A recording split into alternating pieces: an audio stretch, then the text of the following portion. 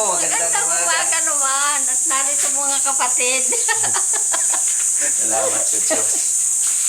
Yan, nakita ang picture ng nanay.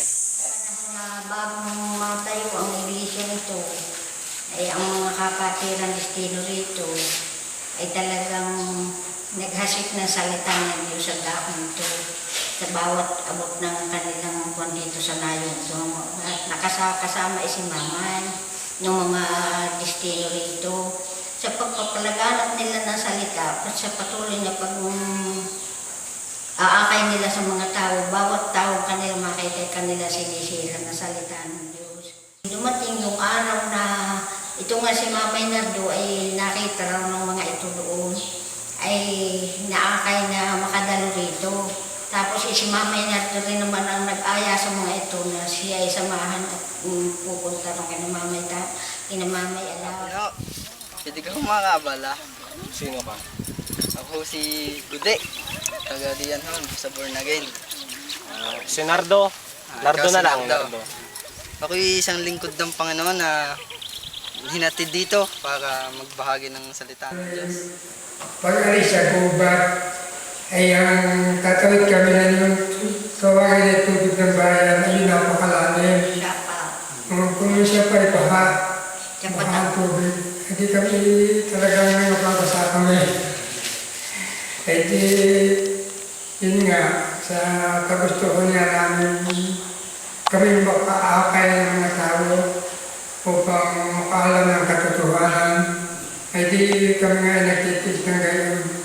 Yun yung mga kapatid na napadestino dito, kasama namin na paparoon sa mga babae, kasama namin. Ako'y nanalangin sa Panginoon.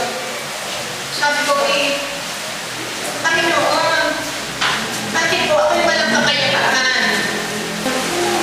Alis mo po ay aking relasyon sa iyo. Tama po yung pakikipag-ugnayan ko sa iyo.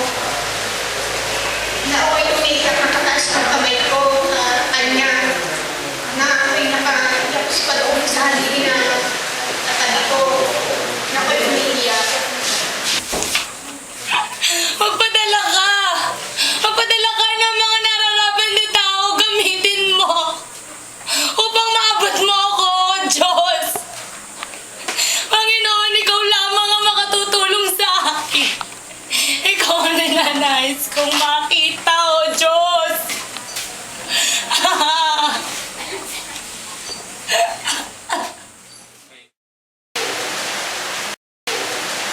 Nung wala ko padala ng gayon, walang isang linggo at dumating itong ginagamit na si Pastor Jose sa Mogan. Nakasama niya si Il na sa Aluna at mga nasinil. Si Mamay Nardo na ngayon may patay na. Tapos si anak na si June ay pinanganak ko. Tapos si Mamay Guding. Ilan yung taga-maugat kasama? Yan po si Mamay Gude. Ito naman po yung manggagawa namin galing Maynila. Gandang umaga po. Ito naman po ang aming pastora, si Pastora Sen. God bless you Ito po. ang kasama ko sa mga kapatiran, si Sister Julia. Gandang umaga po. Ito po naman si Sister Flor. Gandang umaga po. Nanay, ito naman po si Nanay Huling. At ito naman po si Sister Nancy. Kaka, ito naman po si Sister Presi. Gandang umaga po. Nanay, kumusta na po niyo pong pagdalo po sa El Shaddai? Ayun po, nakakaranas na nga po ako ng panlalamig. At feeling ko nakukulangan po talaga ako. Kaya po, tumigil na po ako sa pagdalo. At ito po, nagbabasa na lamang po ako ng Biblia dito po sa bahay. Ay, Nanay, gusto niyo po ba magkaroon po tayo ng cell group para po mapalalim ang inyong pong relasyon sa ating Panginoon? Maaari po kung yun po ang kalooban ng Diyos. Sa totoo nga lamang po, noong nakaraang mga araw, ako po ay lubos na nanalangin sa ating Diyos na naway may magamit ang Panginoon na makarating dito at maitama ang relasyon ko sa kanya. At kung yun ang kalooban ng Diyos, ipagkaloob nawa. Nanay, sa susunod pong Huwebes, gaganap po tayo ng cell group po dito po. Ano po? Sige po. Ayan. Mga kasama, tayo na. Mag-ingat kayo. Ay, Salamat pagpalain po. kayo ng Panginoon. Pag-ingatan kayo ng Diyos. Ingat din po kayo. Salamat po. Salamat po ka. Sige mo. Sige po.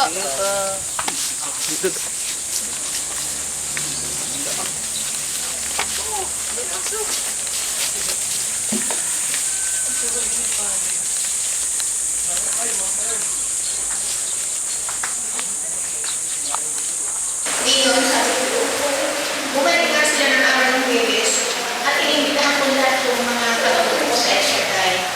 Doon na nag-umpisa. Madami sila. Magandang hapon po. Tingnan pala mga kapatid. Halika kayo, tumulay kayo. Salamat kayo. Pasok. Salamat kayo. Pasok.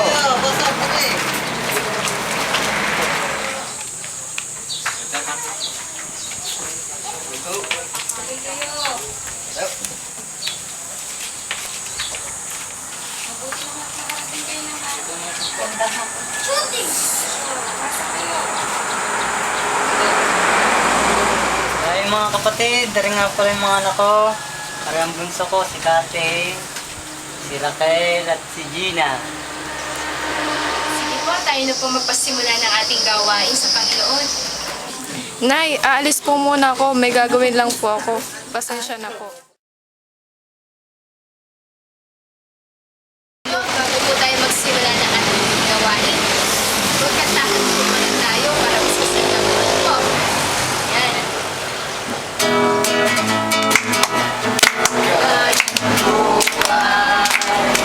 Kilala mo si Cristo, ligaya ng buhay. Siya'y mangyayos mo, papaguhin ang buhay.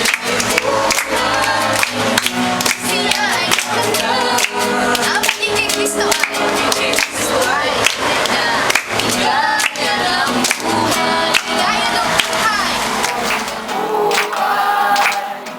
Kilala mo si Cristo, ligaya ng buhay. Siya'y mangyayos mo, papaguhin ang buhay.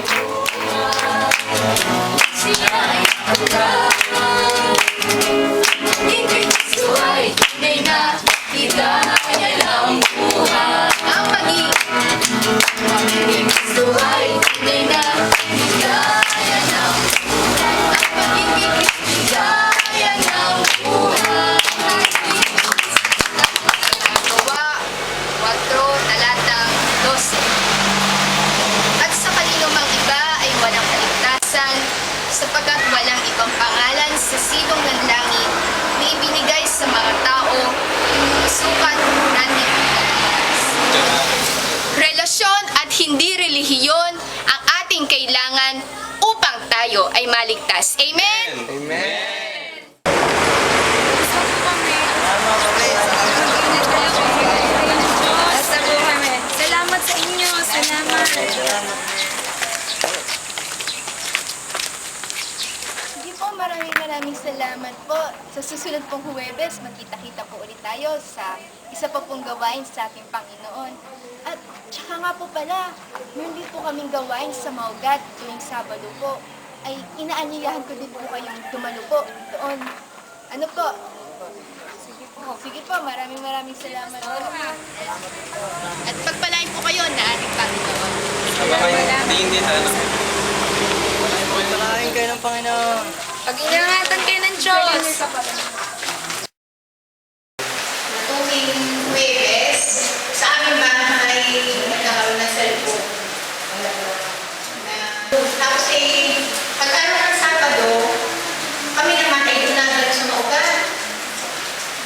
Na tuwing kami umaga ng Sabado, kami pupunta doon, hindi pa kami kumakain ng magahan.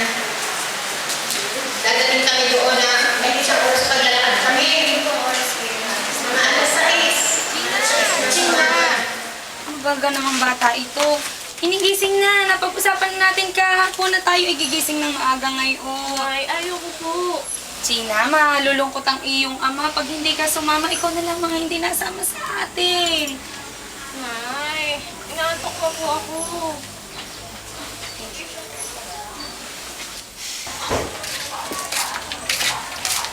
Ate, ba't hindi ka sumama sa amin? Masaya doon. Pinuntahan. Ate. Magpuri doon. Masaya. Oo nga, lahat ng mga tao nagpupuri kasi saya-saya. Kaya anak, sa susunod, sumama ka na sa aming pagdalo. Oo nga, ate. Tunay na masasayahan ka sa lugar na iyon. Pasensya na kayo at talagang sa panahon ngayon nagiging busy ako. Ano ba, anak? Sana kapanahon ka naman. Pagtatanong ng iyong ama, bakit ka daw hindi sumasama sa aming pagdalo?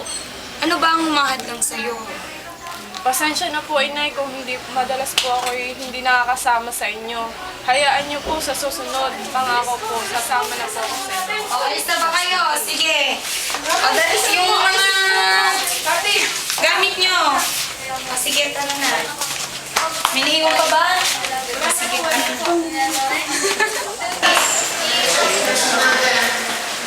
Ay, yung aking mga kulaginahin, yun, Nardina, si Raquel, sila yung mga tutulin. Meron kami mag-asawa, sa oras kami bago magparating doon. Magpahinga.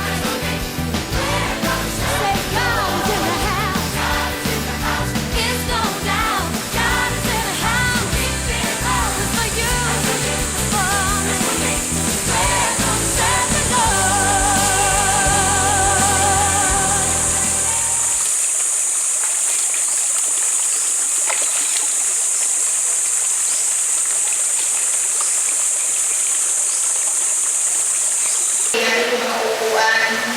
Saan ko lang mga madagamit yung paggamit.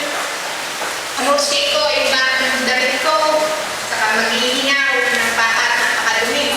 Tupik eh.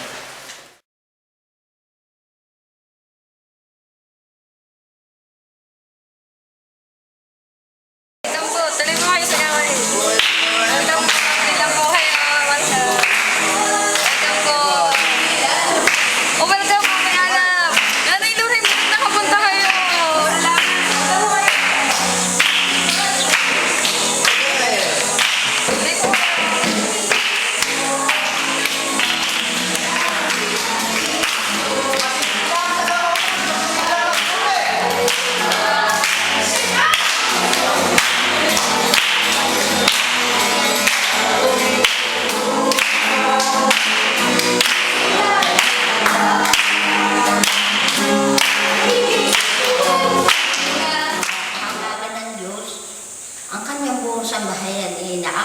sumama sa pananampalataya sa iglesiang ito na natayo dito sa Maubat. At halos na buhat noon, ang mga ito, ang tuwing paparoy sa masama yung mga destino rito. At halos nagsalita, nagkuhan din doon, nagpalaganap din doon ng pag-share na salita ng Diyos. Na tuwing ang mga iyan ipaparoon, anumang oras, sama-sama sila ng mga destino rito. Jesus, hallelujah.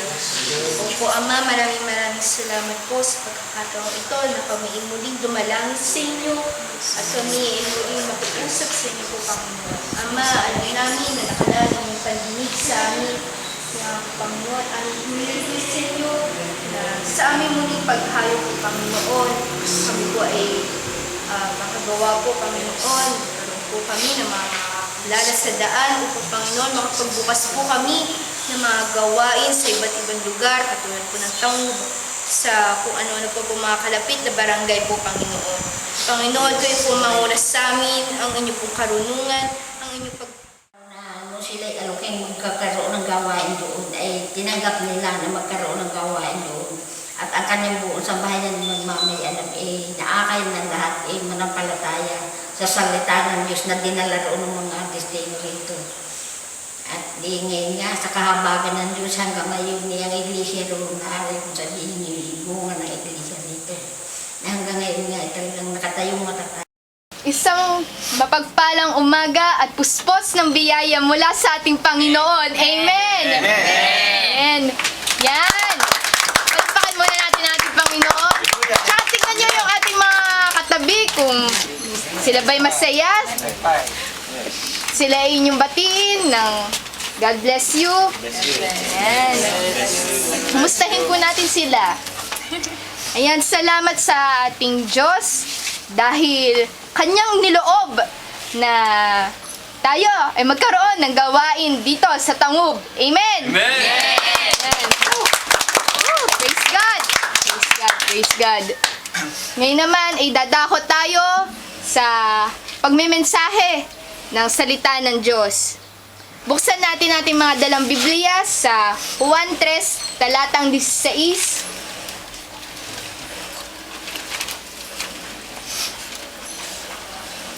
Yan, babasahin ko po, nakasulat, sapagkat gayon na lamang ang pagsinta ng Diyos sa sanlibutan na ibinigay niya ang kanyang bugtong na anak upang ang sino mang sa kanya'y sumampalataya ay huwag mapahamak kundi magkaroon ng buhay na walang hanggan.